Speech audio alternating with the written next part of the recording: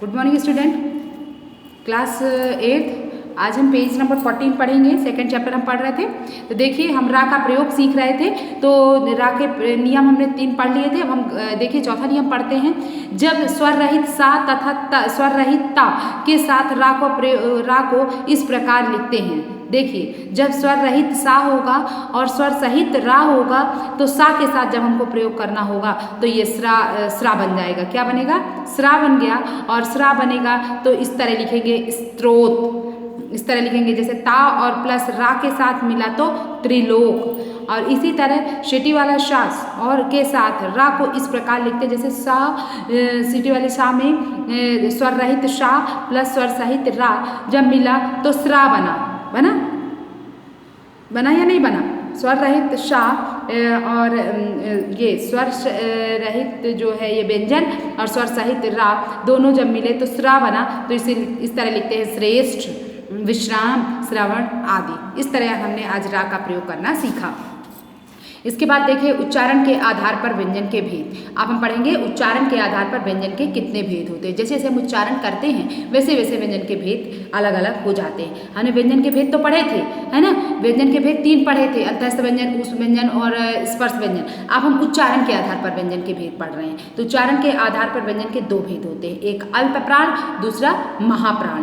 अल्प प्राण क्या कहलाता है? जिन व्यंजनों के उच्चारण में कम परिश्रम करना पड़ता है उन्हें अल्प प्राण कहते हैं। ये आप परिभाषा अपनी नोटबुक में लिख लीजिएगा, ठीक है? अंडरलाइन कर लीजिए। जिन व्यंजनों के उच्चारण में कम परिश्रम करना पड़ता है उन्हें हम अल्प प्राण कहते हैं। मतलब जब हम उच्चारण करते हैं तो हमें जब कम मेहनत पड़ती है तो हम उसे अल्प प्राण कहते हैं। प्रत्येक व्यंजन वर्ग का पहला, तीसरा और 5वां वर्ण अल्प प्राण होता है। पहला, तीसरा और 5वां वर्ण अल्प प्राण होता है। जैसे क, ग, अंगा, च, ज, इया, ट, ड, ड, त, द, न, प, ब, म, य, र, ल, व। मतलब तीसरा व्यंजन कहलाएगा। तो देखिए का के बाद खा को छोड़ा ग आया, घा को छोड़ा अंगा आया, चा अंगा, फिर चा के बाद छा छोड़ा जा आया, फिर इया, फिर टा फिर ठा छोड़ा डा आया। इस तरह तीसरा पहला अक्षर का आया, तो ये देखिए पहला अक्षर है। फिर तीसरा अक्षर दूसरा अक्षर छोड़ के तीसरा अक्षर आता है। फिर 5वां अक्षर जो लास्ट वाला अक्षर आता है वो आता है, 5वां अक्षर आता है। जैसे देखिए का, खा, गा, अंगा, ये 5वां अक्षर हुआ ना। तो इस तरह पहला, तीसरा और 5वां अक्षर जो है अल्प प्राण के अंतर्गत आता है, जिन वर्णों के उच्चारण में कम परिश्रम करना पड़ता है, ठीक है? इसी के बाद आता है महाप्राण। जिन व्यंजनों के उच्चारण में ठीक विपरीत इसी की तरह है, जिन व्यंजनों के उच्चारण में अधिक परिश्रम करना पड़ता है उन्हें हम महाप्राण कहते हैं। प्रत्येक व्यंजन वर्ग का दूसरा और चौथा वर्ण महाप्राण है। इनके उच्चारण में पुकार जैसी ध्वनि निकलती है। इनमें कैसी ध्वनि निकलती है? पुकार जैसी ध्वनि निकलती है। जैसे क, घ, छ, झ, ट, ढ, त, थ, ध, फ, भ, श, स, ह आदि। इसमें जो है ये महाप्राण कहलाते हैं। तो अब महाप्राण में कौन सा है?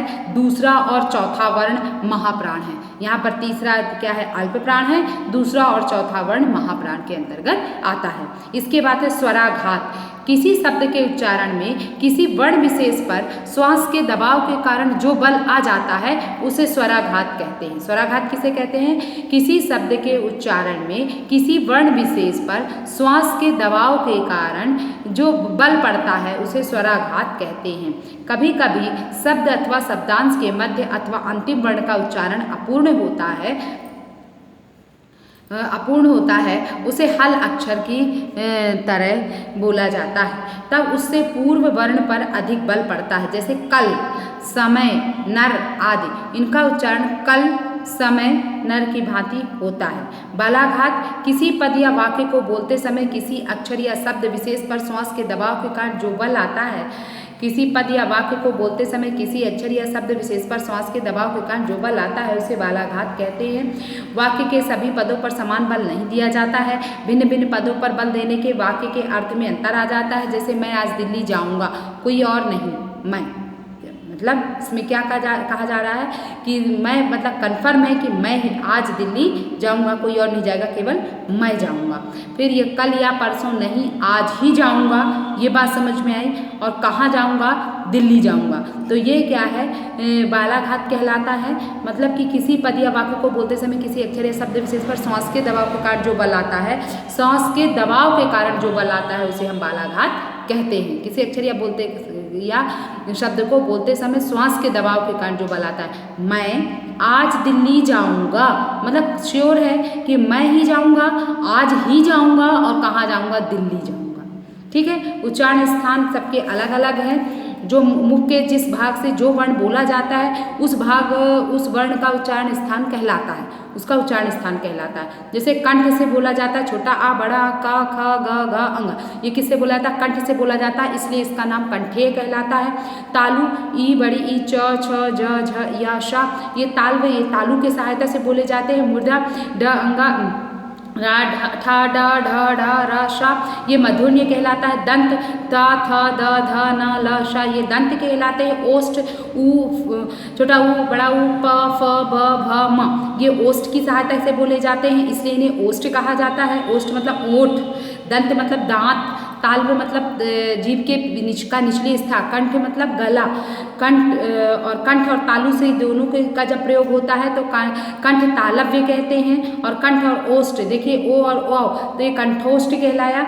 दंतोष्ठ, दांत और ओठ का जब मिलकर जब जो अक्षर बनता है उसे हम दंतोष्ठ कहते हैं। वाह, इसके ये वाह जो है दांत और ओठ दोनों का इस्तेमाल होता है। नासिका, जिनमें नाक का प्रयोग होता है, उसे हम उन वर्णों को हम नासिक के कहते हैं। अंगा, इया, ड, न, या, उसे हम नासिक के कहते हैं। इसके बाद आता है वर्ण विच्छेद। वर्ण विच्छेद क्या कहलाता है, किसी शब्द के वर्णों को अलग अलग करना वर्ण विच्छेद कहलाता है। जब वर्णों को अलग अलग करके लिखा जाता है तो उसे वर्ण विच्छेद कहते हैं। वर्ण विच्छेद की सहायता से उच्चारण शुद्ध होता है। वर्ण विच्छेद की सहायता से ही जो है उच्चारण शुद्ध होता है। जैसे अध्यापक, तो आ प्लस धा प्लस या प्लस आ प्लस पा प्लस आ प्लस का प्लस आ, मतलब वर्णों को अलग अलग करके लिखना वर्ण विच्छेद कहलाता है। तो जब स्वर रहित जहाँ पर है तो वहाँ पर स्वर रहित लगा देते हैं, तो ये हलंत लगा देंगे, स्वर रहित हो जाएगा और मात्राएं इसी तरह लिखते जाएंगे, है ना। फिर सक्षम, तो सा स्वर रहित सा प्लस आ, है ना। ये सा जो है व्यंजन है ना, तो व्यंजन है तो ये स्वर सहित व्यंजन है। तो इसको हमको अलग करना है तो कैसे अलग करेंगे, पहले स्वर रहित सा लिखेंगे, फिर इसके बाद फिर आ लिख देंगे, है ना। तो ये सा बन गया सा। फिर इसके बाद प्लस का, छा किससे मिलकर बना है, का और शा से मिलकर बना है। तो का को स्वर रहित का प्लस सा में स्वर रहित सा लगा देंगे, तो का और शा प्लस आ, है ना। तो का, श और आ तीनों मिलकर बन गया छा, ठीक, प्लस माँ स्वर रहित माँ प्लस आ, इस तरह अलग किया जाता है। तो ये वर्ण विच्छेद कहलाता है। ठीक है, तो इस तरह अब आपके समझ में आ जाएगा आपको वर्ण विच्छेद कैसे करना है ना। आज के लिए इतना ही, आगे कल पढ़ेंगे।